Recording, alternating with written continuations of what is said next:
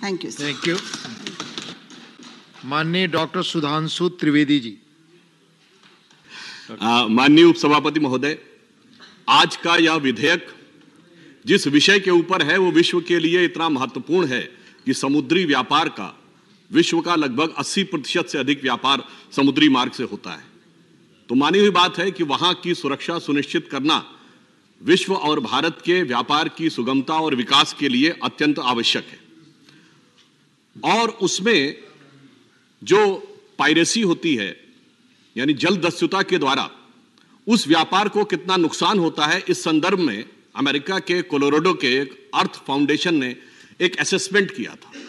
उसके अनुसार जलदस्युओं के द्वारा यानी मैरीटाइम पायरेसी के द्वारा औसतन दुनिया में 7 से 12 बिलियन डॉलर का अर्थव्यवस्था में नुकसान होता है।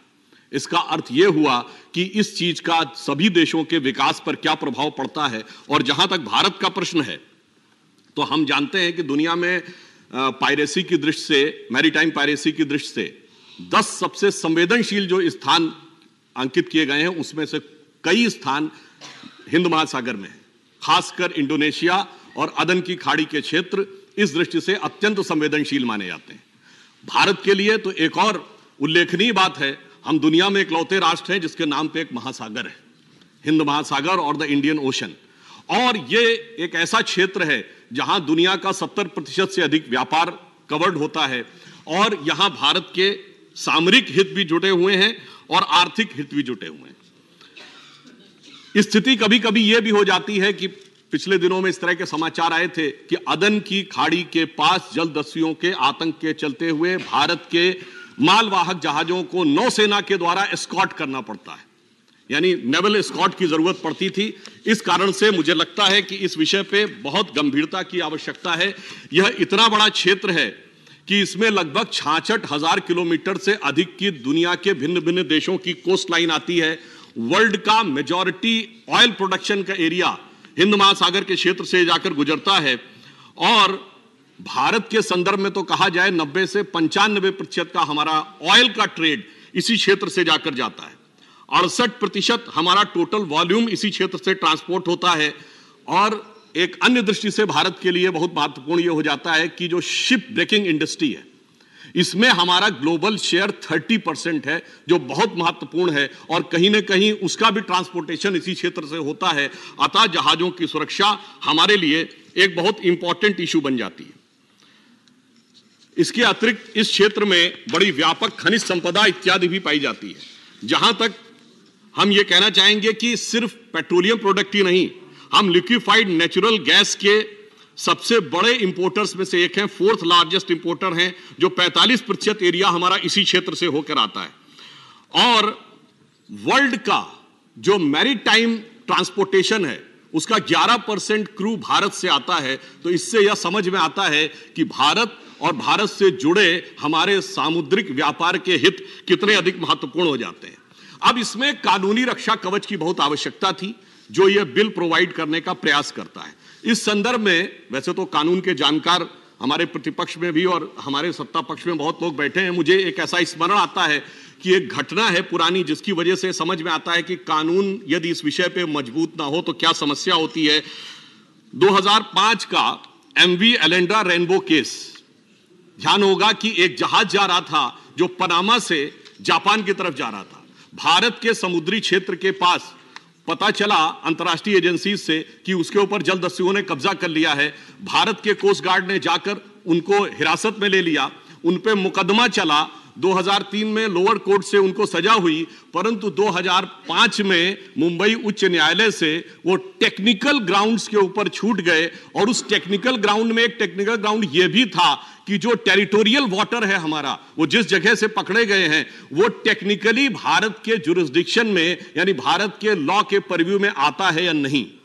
इससे समझ में आता है कई बार बड़ी बड़ी घटनाओं से कारण हुई असुरक्षा भी कानूनी सुरक्षा कवच अगर बेहतर ना हो तो उस कारण से समस्या आती है। और मैं कहना चाहूंगा कि इस बिल ने यह करने का प्रयास किया है।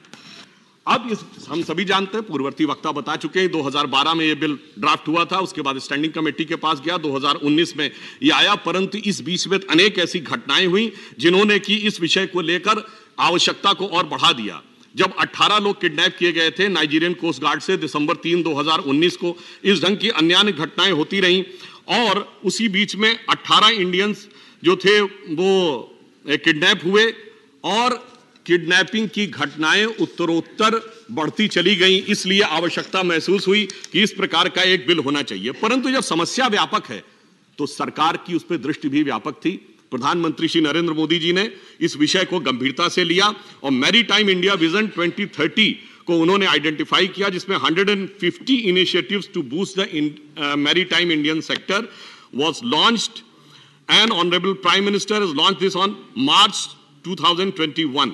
It has drafted the other significant consultation with over 350 public-private stakeholders comprising of the port, shipyard, inland waterways, state bodies, and the vision serves as a blueprint to achieve the accelerated and coordinated target of the development in the India's diverse maritime sector comprehensively, including the 150 initiative. तो इस प्रकार से यह सरकार की गंभीरता का भी एक प्रतीक था।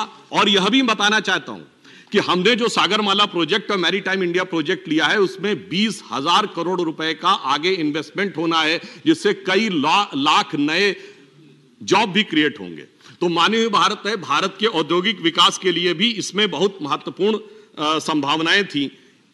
अब यह भी बात बताई जा चुकी है कि 1982 में यह विषय आया था, 1995 में हमने उसको साइन किया यूएन सिक्योरिटी काउंसिल में के सेशन को जब चेयर किया था प्रधानमंत्री जी ने 2021 का, जिसका कि उल्लेख माननीय मंत्री जी ने भी अपने प्रारंभिक उद्बोधन में किया था।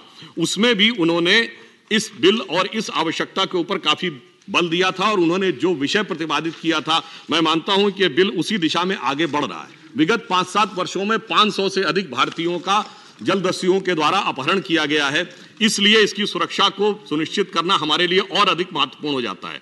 इंटरनेशनल मैरीटाइम ब्यूरो के अनुसार पायरेसी पर अटैक की घटनाएं दुनिया में पिछले कुछ वर्षों में 20% से अधिक बढ़ी हैं और इसलिए इस तरह के रक्षा कवच की आवश्यकता और होती है। इस बिल में एक महत्वपूर्ण बात यह की गई कि बहुत सारे टेक्निकल ग्रे एरिया थे, उसको क्लियरली डिफाइन करके ब्लैक एंड व्हाइट में डिटरमाइन करने का प्रयास किया गया, जैसे टेरिटोरियल वाटर हो, आर्म्ड रॉबरी और पायरेसी क्या होगी, इन दोनों को क्लियर डिफाइन किया गया है कि जो हमारे नॉटिकल माइल्स के एरिया में जो होगी वो आर्म्ड रॉबरी क्या मानी जाएगी और किस चीज को हम ये मानेंगे कि ये मैरीटाइम पायरेसी है। और फिर इतना ही नहीं, इस चीज के लिए जो डेफिनेशन तय की गई है वो यूएन क्लॉज के आर्टिकल 101 के तहत तय की गई और आर्म रॉबरी को जो डील किया जाएगा वो सप्रेशन ऑफ अनलॉफुल एक्ट 2002 के तहत डील करने का प्रयास किया जाएगा और जलदस्युता पर यानी मैरीटाइम पायरेसी पर इफेक्टिव कंट्रोल के लिए जेल की भी सजा है, कारावास की, संपत्ति का अधिग्रहण यानी कॉन्फिस्केशन ऑफ द प्रॉपर्टीज भी है, लाइफ टाइम इंप्रिजनमेंट भी है और डेथ पेनल्टी जैसे भी कठोर प्रावधानों के बारे में भी विचार किया गया है। जहाजों को पकड़ने का अधिकार सिर्फ भारतीय नौसेना और तटरक्षक अथवा सरकार के द्वारा अधिकृत किसी जहाज को भी ही देने का प्रयास किया गया है। यहां पर मैं एक क्लॉज का उल्लेख करना चाहूंगा जो थ्रू पॉइंट 1 में कहा गया है, for committing an act of privacy one could have the life imprisonment, but if someone attempts to commit the offense of the piracy or adds or abates or conspired to or procures, then the person shall be punished with imprisonment for the term which may be up to 10 years. So it is lesser offense, the punishment in which will be lesser. अब यहां पर एक चीज ये आती है कि presumption में किसी प्रकार का कंफ्यूजन ना हो तो उसको भी क्लैरिफाई करने के लिए there were very specific conditions relating to presumptions. The condition number 1 was that the arms, ammunition, explosive and equipment must be recovered.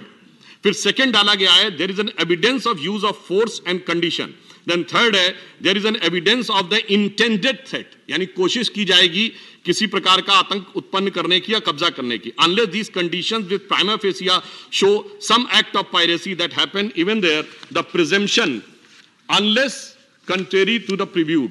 तो इस प्रकार से जो प्रिजम्पशन है उसके अंदर भी ग्रे एरिया नहीं छोड़ा गया है ताकि उस बात को बहुत स्पष्ट रूप से आगे किया जा सके। मैं एक चीज की और सदन के ध्यान में डालना चाहूंगा कि हमारी सरकार ने इस विषय को मॉडर्न हाई टेक्नोलॉजी के हिसाब से कंट्रोल करने के लिए अगर देखा जाए तो हमने एक मैरीटाइम डोमेन अवेयरनेस सिस्टम बनाया है, जो हमने उसका एक फ्यूजन सेंटर गुरुग्राम में बनाया है, जिससे हमारी मैरीटाइम एक्टिविटीज के ऊपर एक प्रॉपर टेलीकम्युनिकेशन रिमोट सेंसिंग के थ्रू पूरी तरीके से एक नजर रखी जा सके। दुरुपयोग की संभावना नहीं हो सकती है, इसलिए एविडेंस वर्ड का प्रयोग कई बार किया गया है कि पर्याप्त तथ्य और सबूत के बाद ही उसके ऊपर कोई कार्य किया जा सके। अंत में मैं अधिक समय न लेते हुए सिर्फ यह कहना चाहूंगा, विषय की परिधि में रहते हुए ही थोड़ा सा विषयांतर में जाते हुए, देखिए, जब हम समुद्र में सुरक्षा की बात करते हैं तो भारतीय नौसेना के जो चिन्ह है, एम्बलम, उस पर लिखा हुआ वाक्य है शन्नो वरुणा, यानी वरुण देवता हमारी रक्षा करें, जो वेदों से लिया गया है। और मैंने इसीलिए कहा थोड़ा सा विषयांतर, परंतु विषय की परिधि में, इस दुनिया में एक और देश है जिसकी नौसेना के एम्बलम पर भी संस्कृत का आदर्श वाक्य लिखा है। वो है दुनिया का सबसे बड़ा मुस्लिम देश इंडोनेशिया, जिसकी नौसेना पर लिखा है जलश्चैव जयामहे, यानी जल में भी मेरी जय हो। तो मैं सिर्फ ये कहना चाहूंगा कि जैसा सामंजस्य इस बिल के ऊपर सत्ता पक्ष और प्रतिपक्ष में दिखाई पड़ रहा है, यदि इस प्रकार के जल के गमन पर हमारा ऐसा ही सांस्कृतिक सामंजस्य भी दिखे तो मामला और सुगम होगा। और एक अंत में, जैसा फौजिया खान साहब ने कहा था, जो उन्होंने कहा था, तो मैं एक बात कहूं, कभी कभी समुंदर में आप जाते हैं तो बड़ा खतरा महसूस होता है और समझ में नहीं आता है कि किनारा कहां मिलेगा, जिसके लिए ज़ौक़ ने एक लाइन कही थी कि ज़ौक़ दुनिया के समंदर में ये कश्ती उम्र की, जिस जगह पर जा लगी वो ही किनारा हो गया। पर अब ये बिल आने के बाद जहां किनारा होगा वहां कानून का सहारा भी होगा। धन्यवाद। धन्यवाद।